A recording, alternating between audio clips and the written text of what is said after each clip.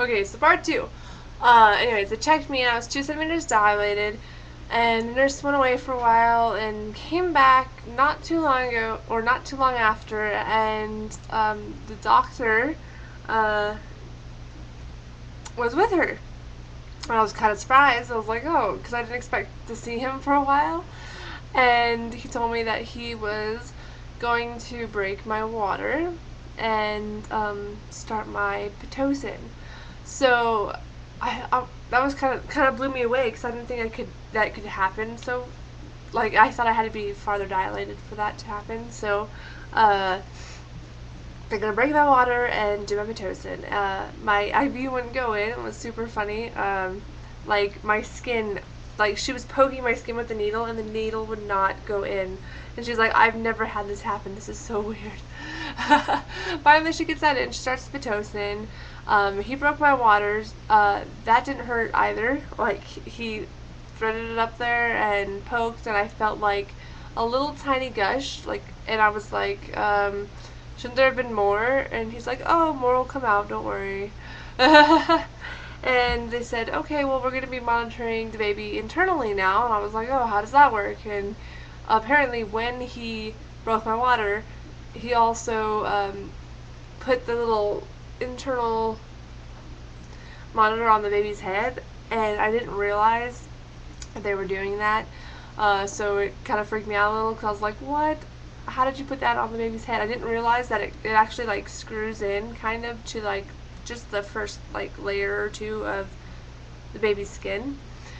So it's kind of freaking out. And he was like, oh no, the baby will be fine. I was still like, what was wrong with monitoring me from the outside?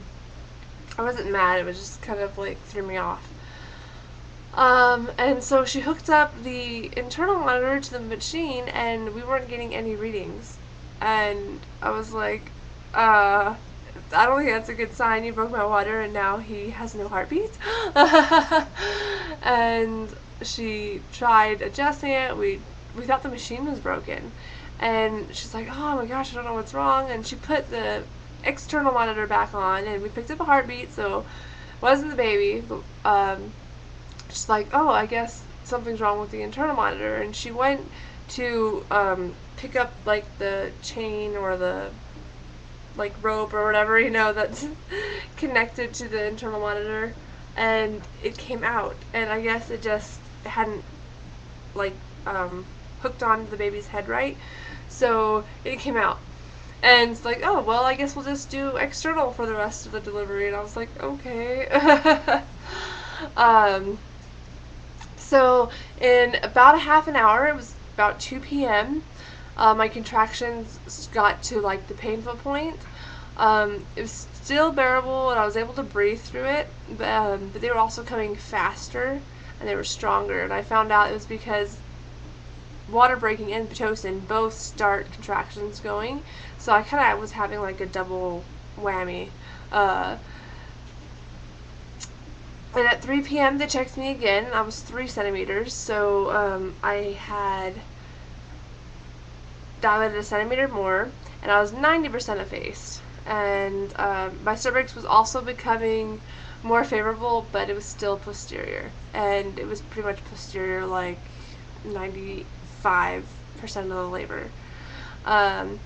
They told me I could have an epidural if I wanted one since my waters were broken, and since they were starting to get painful, I decided to go ahead and get one, because I knew I didn't want to put it off and then be in like massive amounts of pain when they finally got there, because I know it takes a little bit to get it all in and everything. So I said yes. And then there's another lady in labor at the same time I was, and she was like a little bit ahead of me, so she got her epidural first. And when one anesthesiologist was coming in, or was doing her epidural, the girl that was training under her came in and explained like all the possible risks and like how it worked and blah blah blah, and that there was a point of no return, basically, where once I got it, I couldn't move wouldn't, because the like needle would be in, and I could like seriously screw myself up. So, she explained all that, and I signed the paper that I would take one, or that I'd been explained and all that.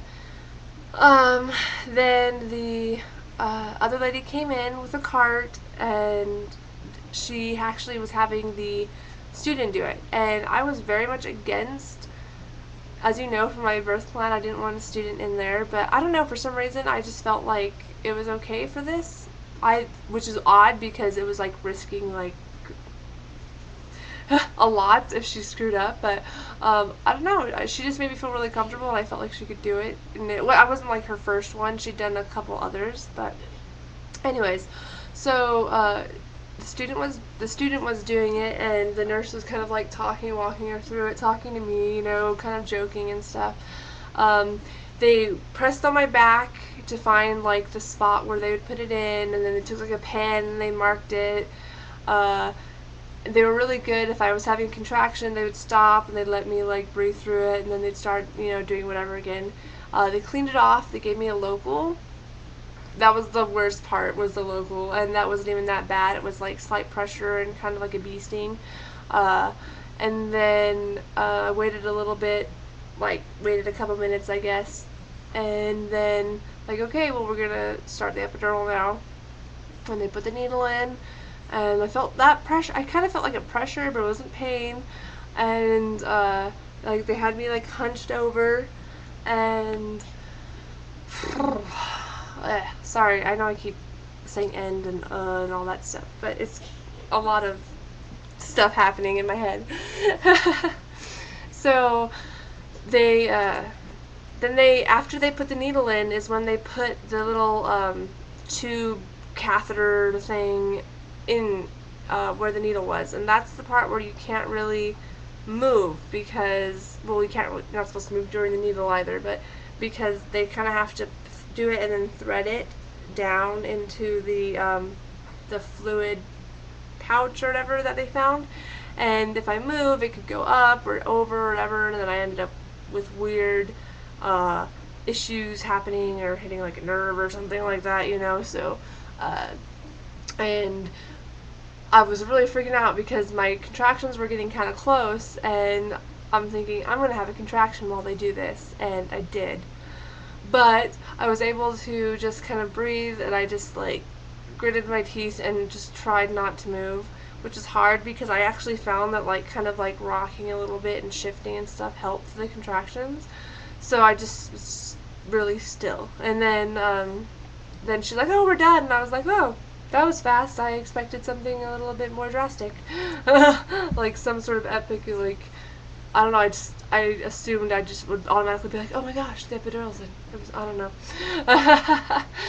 They hung out in the room for a little bit, because they have to get a couple monitors of my blood pressure to make sure it didn't get screwy or anything, and then, to make sure that it was working. And about 20 to 30 minutes later, it started working, and the pain in my back and the pain in my sides from the actual contractions was gone. The only thing I would feel was like a pressure. Whenever I had a contraction, I'd feel a pressure like down low, in my area. I'd feel like a pressure. So that was all I felt. Oh, I forgot to say this. It was kind of funny because I was so glad to get the epidural, but when they came in, I just started like crying, and I mean like tears streaming down my face, and I wasn't in that much pain at that point. I wasn't like dying or something, and I wasn't even scared of the epidural. I just started crying, and I guess it was just nerves because I realized, oh my gosh, I'm having an epidural and I'm gonna have a baby soon. I just started crying, and they were so nice. I was just like, I don't know why I'm crying, I'm sorry. And that was a very common thing throughout the whole labor. I would say something, and it wasn't even bad, but I would apologize. Or, like if they said, you can do this, I'd be like, no, I can't. And then I'd be like, I'm sorry, I didn't mean to yell at you. And they're like, you didn't yell at us. And I really thought I did. I felt like I was being so rude, so I kept apologizing. Okay, so,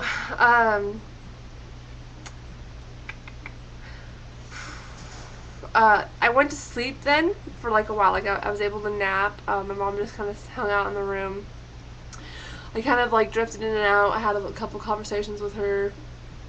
I was bedbound now, so I couldn't walk or anything like that. And it also meant that every 3 hours they came and did a catheter to like empty out my bladder.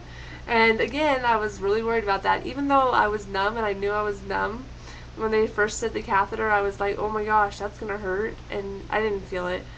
Like, I just felt like a relief. Like, you could feel like the pressure of my stomach just kind of like ease a little bit. And they told me they had to keep my bladder empty because, not because I'd like pee on the doctor or something, but it kind of acts as like a little stopper to the baby because, if the bladder's full, the baby can't like push past it. That was interesting. I never thought about that before, but. So, anyways. Um,